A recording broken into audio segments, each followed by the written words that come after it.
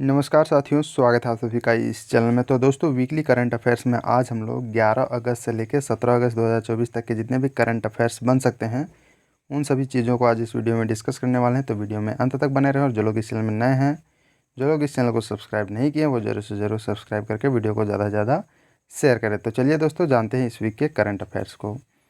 Paris Olympic 2024 का ये आयोजन किया गया था, जिसमें हमारे देश के द्वारा जो पदक जीते गए हमारे देश के खिलाड़ियों के द्वारा, उन सभी को चलिए जान लेते हैं। तो पहला है नीरज चोपड़ा जी, जो भाला फेंक में इनके द्वारा रजत पदक जीता गया है। और दूसरी हैं मन्नू भाकर, जो कि ये निशानेबाजी में इनके द्वारा कांस्य पदक जीता गया है। तीसरे नंबर पे हैं सरबजोत सिंह और ये मन्नू भाकर, ये दोनों मिल के ये निशानेबाजी में इन दोनों के द्वारा मिश्रित में ये कांस्य पदक जीता गया है। स्वप्निल कुसाले जी के द्वारा निशानेबाजी में इनके द्वारा भी कांस्य पदक जीता गया है। और अमन सहरावत जी के द्वारा कुश्ती में, जो कि ये 57 किलोग्राम की कुश्ती में इनके द्वारा कांस्य पदक जीता गया है। और भारतीय हॉकी टीम के द्वारा कांस्य पदक ये जीता गया। मतलब ओवरऑल देखा जाए तो हमारे देश में इस साल जो पेरिस ओलंपिक जो हुआ था 2024 में, उसमें एक भी गोल्ड मेडल ये नहीं आया है। बस एक सिल्वर मेडल ये आया है, बाकी जो है ये ब्रॉन्ज मतलब कांस्य पदक ही जीत के आए हैं। और मैक्सिमम जो है दोस्तों, यहाँ पर देख सकते हैं केवल 6 चीज़ों में मतलब पदक जीत के आया गया है। तो ये काफ़ी ये सोचने वाली विषय है। और इसमें पहले स्थान पे देखा जाए तो ये चाइना शायद रहा, उसके बाद अमेरिका, ये सब रहा है। तो वो आप देख लें। हालांकि जो अपना देश का है यही इम्पोर्टेंट है, क्योंकि यहीं से आपको आने वाले दिनों में जो भी एग्ज़ाम होंगे उन सभी परीक्षाओं में यहीं से आपको प्रश्न देखने को मिलेंगे। अब इसमें जो है दोस्तों, जो पेरिस ओलंपिक का जो समापन समारोह हो रहा था, उसमें हॉकी के खिलाड़ी PR श्रीजेश और मन्नू भाकर जी के द्वारा इसमें समापन समारोह में संयुक्त ध्वजवाहक का रूप मतलब इन लोगों को सौंपा गया था कि ध्वजवाहक जो है दोस्तों, समापन समारोह का इंडिया का जो प्रतिनिधित्व इन दोनों के द्वारा ये किया गया। तो ये भी ध्यान में रखें। अब नेक्स्ट बढ़ते हैं, अगला जो करंट अफेयर है, ओलंपिक ऑर्डर का पुरस्कार दिया गया है, जो कि ये अभिनव बिंद्रा जी को दिया गया है। ओलंपिक ऑर्डर का ये अवार्ड इनको दिया गया है। और ये जो है दोस्तों, ये जो व्यक्ति हैं अभिनव बिंद्रा जी, ये भारत के पहले ओलंपिक स्वर्ण पदक विजेता ये हैं, जिनके द्वारा ओलंपिक में फर्स्ट गोल्ड मेडल ये जीता गया हमारे देश की तरफ से। तो इनका नाम ध्यान में रखें, अभिनव बिंद्रा इनका नाम है। और ये दोस्तों वर्तमान में अगर देखा जाए तो इंडियन ओलंपिक कमेटी के ये एथलीट आयोग के ये उपाध्यक्ष के रूप में ये कार्यरत हैं। तो इसे ध्यान में रखें। नेक्स्ट बढ़ते हैं, अगला जो करंट अफेयर है, बांग्लादेश के नए मुख्य न्यायाधीश ये बने हैं, जो कि ये न्यायमूर्ति सैयद रफात अहमद जी को ये चुना गया है। और ये राष्ट्रपति शहाबुद्दीन जी के द्वारा ये शपथ दिलवाया गया इनको, बांग्लादेश के 25वां मुख्य न्यायाधीश के रूप में इनको चुना गया है। तो ये ध्यान में रखें। और इसके जो पहले जो मुख्य न्यायाधीश थे ये अबेदुल्ला हसन जी थे, जिनके द्वारा रिजाइन किया गया। उसके बाद इनको वहाँ का मुख्य न्यायाधीश 25वां ये बनाया गया है। अब अभी बांग्लादेश में अगर देखा जाए तो ये जो इंतरिम गवर्नमेंट है वहाँ पर, उसके जो अध्यक्ष बनाए गए मतलब वो जो चला रहे हैं, ये हैं नोबेल पुरस्कार विजेता मोहम्मद यूनुस जी। अभी इंतरिम गवर्नमेंट के हेड हैं, जिनके थ्रू वहाँ पर बांग्लादेश की सरकार अभी चल रही है, क्योंकि शेख हसीना के द्वारा वहाँ पर रिजाइन करके इंडिया ये आ गई है, क्योंकि वहाँ पर काफ़ी ज़्यादा स्टूडेंट प्रोटेस्ट चल रहे थे उससे बचने के लिए। और भी कई मामले हैं इसमें। तो जितना हम लोग को जानना है एग्ज़ाम पर्पस, उतना मैंने इसमें बता दिया। और पिछले वीडियो में भी मैंने बहुत कुछ बांग्लादेश के बारे में बताया हुआ है। तो जो लोग वो वीडियो नहीं देखे हैं वो जाके देख सकते हैं। नेक्स्ट बढ़ते हैं, अगला जो करंट अफेयर है, अभ्यास उदार शक्ति 2024 का ये आयोजन किया गया है, जो कि दोस्तों हमारे देश के वायुसेना और मलेशिया के जो वायुसेना है, इन दोनों के बीच इसका आयोजन किया गया है। अभ्यास युद्ध अभ्यास उदार शक्ति, तो ये ध्यान में रखें, ये भारत और मलेशिया के वायुसेना के बीच ये अभ्यास है, युद्ध अभ्यास है। जिसमें अगर देखा जाए तो इंडियन एयरफोर्स का SU-30 MKI जेट विमान, रॉयल मलेशिया वायुसेना का जो है SU-30 MKM लड़ाकू विमान के साथ इसमें मतलब इस जो युद्ध अभ्यास चल रहा है इसमें पार्टिसिपेट किया गया है।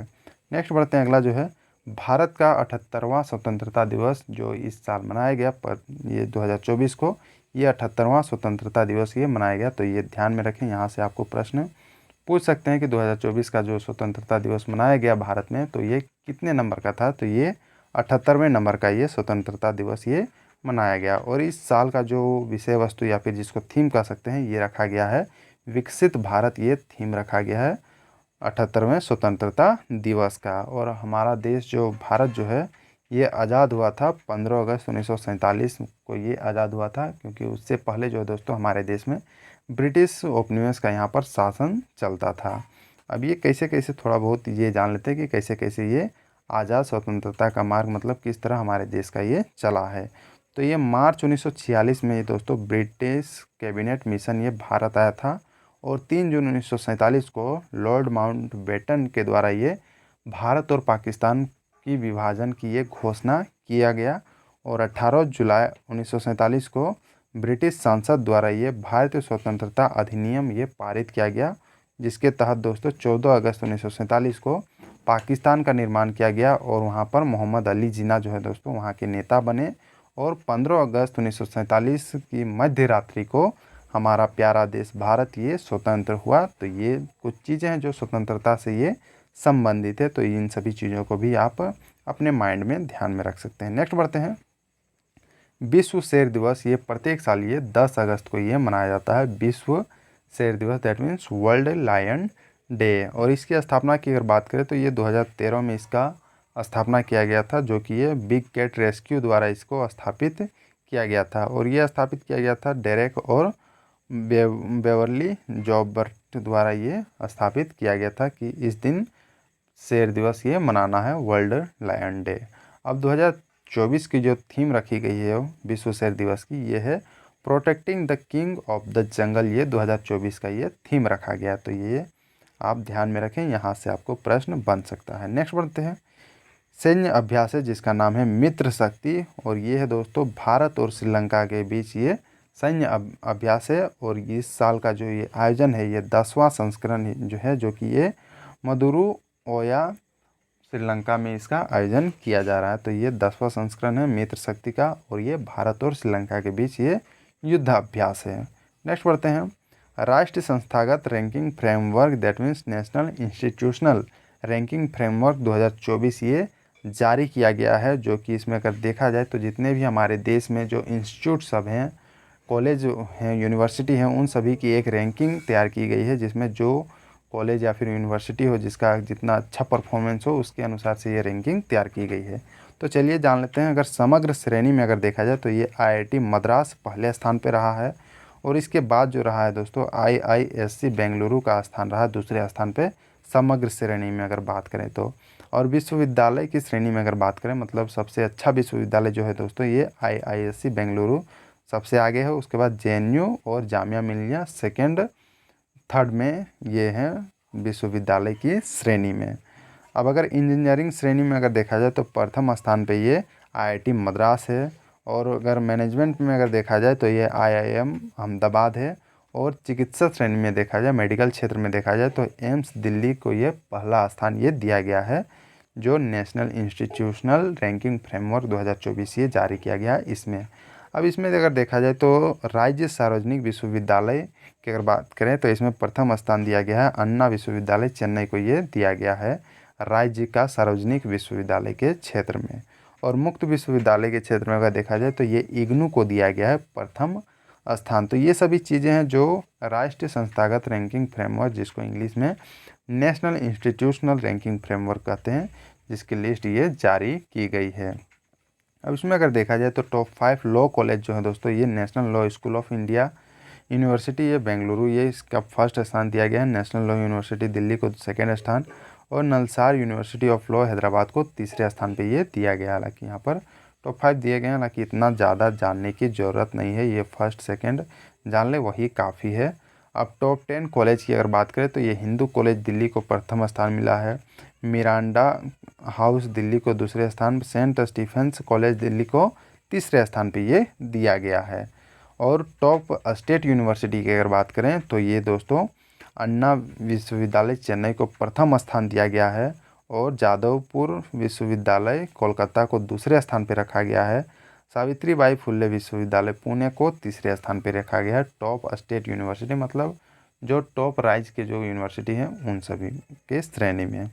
अगला है टॉप 10 यूनिवर्सिटी की अगर बात करें तो ये आईआईएससी बेंगलुरु को पहला स्थान दिया गया है, जेएनयू नई दिल्ली को दूसरा स्थान, और JMI जामिया मिलिया इस्लामिया नई दिल्ली को ये तीसरे स्थान पे ये रखा गया है टॉप 10 यूनिवर्सिटी में अगर देखा जाए तो।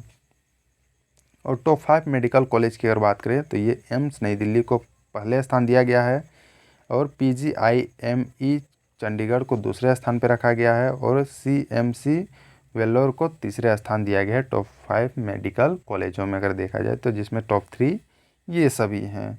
तो इसे ध्यान में रख लें, आने वाले एग्जाम में यहाँ से आपको प्रश्न बन सकता है। टॉप 10 इंजीनियरिंग संस्थान की अगर बात करें तो ये IIT मद्रास पहले स्थान पे है, IIT दिल्ली दूसरे स्थान पे है, IIT बॉम्बे तीसरे स्थान पे ये रखा गया है। तो ये टॉप 3 हैं, बाकी टॉप 10 आप खुद से आप वीडियो को पॉज करके पढ़ सकते हैं, हालांकि इतना जानने की ज़रूरत नहीं है। अब नेक्स्ट बढ़ते हैं दोस्तों, अगला जो करंट अफेयर है, रवांडा के नए राष्ट्रपति चुने गए हैं जो कि ये पॉल कागमे, जो कि ये चौथी बार ये शपथ ले रहे हैं रवांडा के राष्ट्रपति के रूप में। और इनका जो शपथ ग्रहण समारोह जो ये चल रहा है ये किगाली के अमाहोरो स्टेडियम में इसका आयोजन किया गया है। और अगर रवांडा की बात करें तो इसकी राजधानी दोस्तों किगाली में से स्थित है और यहाँ की मुद्रा जो चलती है, जो करेंसी यहाँ पर चलती है, ये रवांडा फ्रैंक यहाँ की मुद्रा चलती है, तो ये ध्यान में रखें। अब मैप में रवांडा को देख सकते हैं, यहाँ पर आपको दिख रहा होगा, जो कि ये अफ्रीका का एक देश है और इसके बॉर्डर कंट्रीज जो है दोस्तों ये बुरुंडी है, तंजानिया है, युगांडा है और democratic Republic of the Congo, ये सभी इसके बॉर्डर कंट्री हैं। तो ये भी ध्यान में रख सकते हैं। नेक्स्ट बढ़ते हैं, नई पुस्तक है जिसका नाम है 75 महान क्रांतिकारियों, ये पुस्तक का नाम है और ये लिखा गया है भीम सिंह जी के द्वारा ये पुस्तक लिखा गया है। अगला करंट अफेयर है, एक बम का परीक्षण किया गया, मतलब मिसाइल का टेस्ट किया गया है, जो कि ये DRDO के द्वारा किया गया है और ये उड़ीसा के तट पे ये किया गया है। और इसमें जो किया गया है दोस्तों सुखोई 30 MKI जो एक टेस्टिंग ये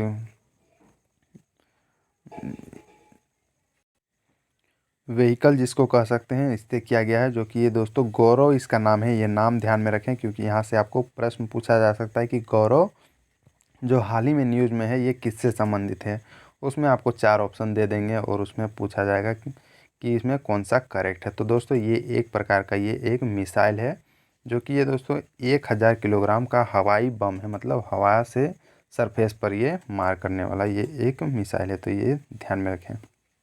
नेक्स्ट बढ़ते हैं, भारत का नया गेंदबाजी कोच ये नियुक्त किया गया है, जो कि ये BCCI के जो सचिव हैं जयशाह जी, इनके द्वारा दक्षिण अफ्रीका के पूर्व तेज गेंदबाज जिनका नाम है मोर्ने मोर्कल, इनको नियुक्त किया गया है भारत का नया गेंदबाजी कोच के रूप में, मतलब गेंदबाज का कोच के रूप में इनको नियुक्त किया गया है। और ये जो नियुक्त किया गया है ये भारत के नए मुख्य कोच जो हैं गौतम गंभीर, इनके द्वारा ये नाम सुझाया गया कि इनको आप चुन लीजिए और ये जयशाह जी के द्वारा ये चुना गया है। तो ये ध्यान में रखें।